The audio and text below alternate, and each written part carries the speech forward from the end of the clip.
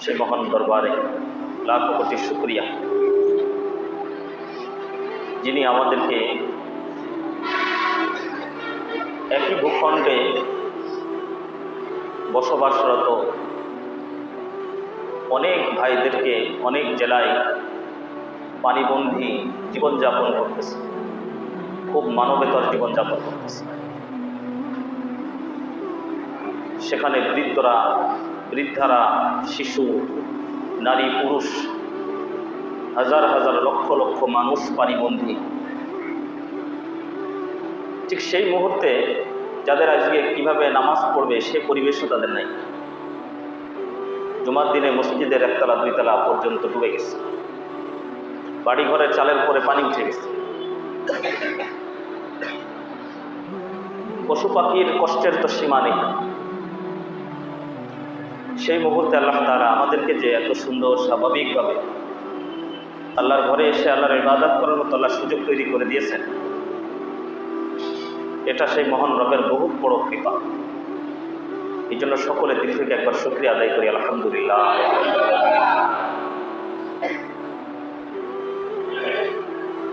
আমরা সবসময়ের জন্য শান্তি নিরাপত্তা খোঁজ করি।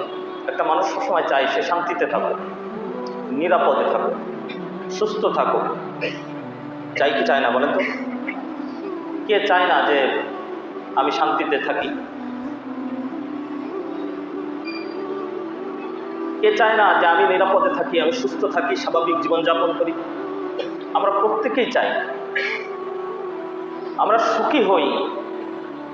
এটা আমরা প্রত্যেকেই চাই কিনা বলেন? আমরা প্রত্যেকেই সুখী হতে চাই, আমরা প্রত্যেকে শান্তি চাই, আমরা প্রত্যেকে সুস্থতা চাই, আমরা প্রত্যেকে একটা স্বাভাবিক জীবনযাপন করতে চাই। কিন্তু আমরা চাই ঠিক আছে, কিন্তু কোন কাজের মাধ্যমে একটা মানুষ সুখী জীবন লাভ করতে পারে, একটা মানুষ সুস্থতার সাথে থাকতে পারে, একটা মানুষ স্বাভাবিকভাবে থাকতে পারে, সুখী হইতে পারে, এটা কখনো আমরা চিন্তা করি না। বলেন, চিন্তা করি? আমরা চাই সবাই যে আমরা সবাই সুখী হই, কি বলেন? চাই কিনা বলেন? কে চান না যে আমরা সুখী হই? আমরা সবসময় নিরাপদ থাকি, সুস্থ থাকি, এটা চান না কে? আমরা প্রত্যেকেই চাই।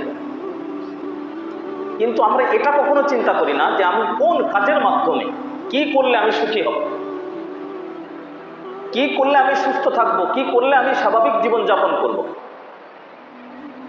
আমরা এটার জন্য কখনো চিন্তা করি না। আমাদের স্বভাবটা হয়ে গেছে, একজন ইমানদারের কিন্তু প্রত্যেকটা কাজ, একজন ইমানদার যখন তার কাজ করবে, তার ইমানই কাজ করবে, তো তখন তার প্রত্যেকটা কাজই হবে হলো তার দুনিয়া এবং আখিরাতের প্রশান্তির কাজ। দুনিয়ায়ও সে শান্তিতে থাকবে, আখিরাতেও সে শান্তিতে থাকবে। কিন্তু আমাদের স্বভাবের মধ্যে এমনটা রয়ে গেছে যে আমরা পশু পাখি সকালবেলায় গোয়াল থেকে যেমন নাকি তার নিজ নিজ জায়গা থেকে বের হয়ে আবার সারাদিন বিচরণ করে নিজ গোয়ালের ভিতরে ঢোকে, আমরা আশরাফুল মাখলুকাত, আমাদের চারিত্রিক বৈশিষ্ট্য ঠিক এরকমই। কেমন যেন আমরাও সারাদিন আমাদের ঘর থেকে বের হয়ে নির্দিষ্টভাবে ঘোরাফেরা করে আবার রাত্রে ঠিক সেই একই ঘরে ঢুকি। জীবনযাপন করার ক্ষেত্রে আমার আর পশু পাখির মধ্যে কোনো পার্থক্য নেই। আমার আর পশু পাখির মধ্যে কোনো পার্থক্য নাই জীবনযাপন করার ক্ষেত্রে। পশু পাখি খায় না? আমরাও কি করি? খাই। পশু পাখিরও একটা চরণ জায়গা আছে, বিচরণের জায়গা আছে না? আমাদেরও বিচরণের জায়গা আছে। পশু পাখি তার হাজত প্রয়োজন পূরণ করে। দুঃখের বিষয় ওর অ্যাটাচড বাথরুম নেই, এটা হলো একটা সমস্যা। কিন্তু আমাদের সবার আছে, কি বলেন?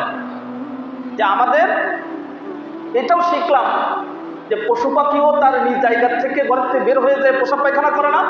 আর আমরাও ঠিক এখন আধুনিক হইতে হইতে এমন হয়ে গেছি যে আমাদেরও আর বের হওয়া লাগে না।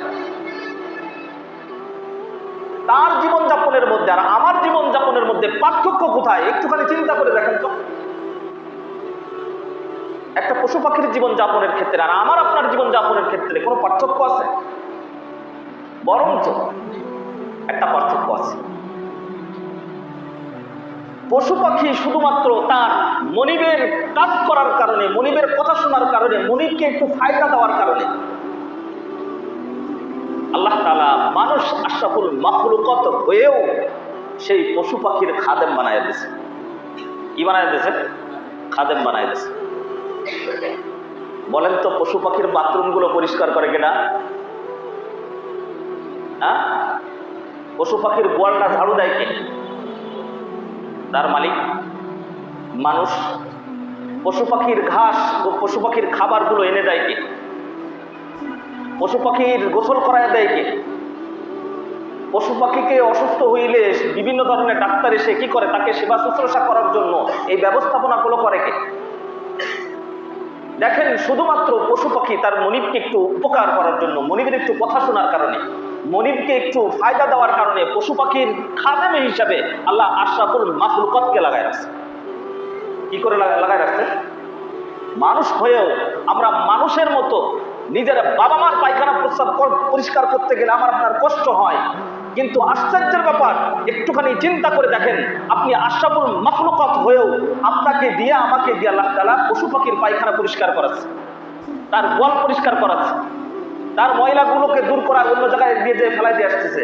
সেখানে কিন্তু আমি আপনি এটা চিন্তা করি না যে আমি মানুষ আর সে পশু, তার থেকে একটু ফায়দা নিচ্ছি, একটু দুধ খাচ্ছি, একটু মাংস খাচ্ছি, এটার কারণে কিছু অর্থ উপার্জন হচ্ছে। এটার কারণে আল্লাহ তাআলা এই পশু পাখির খেদমত করার জন্য, শুধু মালিকের কথা শোনার কারণে আল্লাহ তাআলা পশু পাখিকে শান্তিতে রেখেছেন কিনা বলেন? আমি শুরুতে একটা কথা বলছি যে আমরা সবাই শান্তি চাই। কি চাই?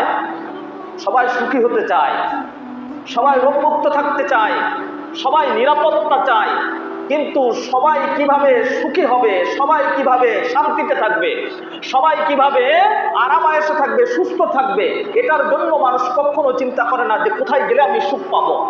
একটা পশু পাখি তার মনিবের কথা শোনার কারণে মনিব তার জন্য বিল্ডিং নির্মাণ করে দিচ্ছে।